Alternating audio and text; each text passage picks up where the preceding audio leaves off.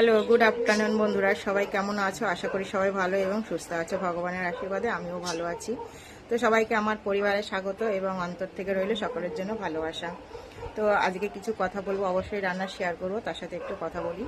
তো দেখো, আমি কম বেশি ভিডিও প্রতিদিনই পোস্ট করি, কখনো রান্নার ভিডিও, কখনো মিনি ব্লগ, কখনো লং ভিডিও।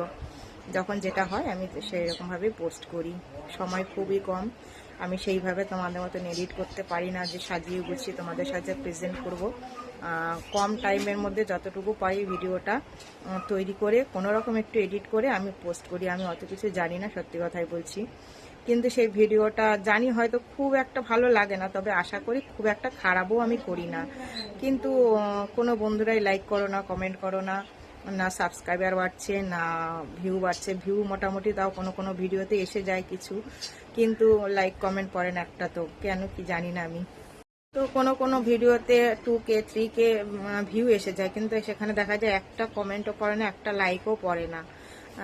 কেন আমি জানি না। তোমাদের কি একদম আমাকে খুব পছন্দ? আমি দেখেছি এর থেকে খুব বাজে ভিডিও, খুব কম মানে লো কোয়ালিটির ভিডিও, সেইগুলোতে অনেক অনেক ভিউ পড়ে, সেখানে হাজারে হাজারে কমেন্ট পড়ে।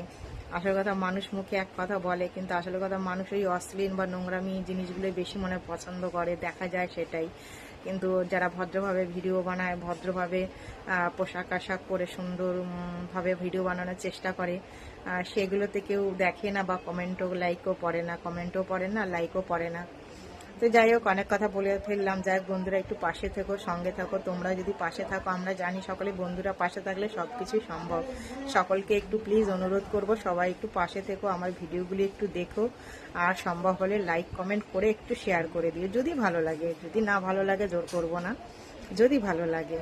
তো যাই হোক, ভদ্রভাবেই ভিডিও বানাবো, তাতে যতদিন লাগে সফলতা আসতে। 2 বছর হয়ে গেছে কাজ করছি, এখনো পর্যন্ত 1K সাবস্ক্রাইবার হয়নি। জানি না কবে হবে, কি হবে, আশায় আছি। তো অবশ্যই তোমরা থাকলে হবে। তো যাই হোক, চলো অনেক কথা বলে ফেললাম, আজকে একটু চলো রান্নাগুলো শেয়ার করি। তো প্রথমেই আছে দেখো, গরম গরম ভাত আছে, এখানে আছে পটল ভাজা, আর এখানে কাতলা মাছের ঝোল করেছি দেখো পেঁপে আলু দিয়ে।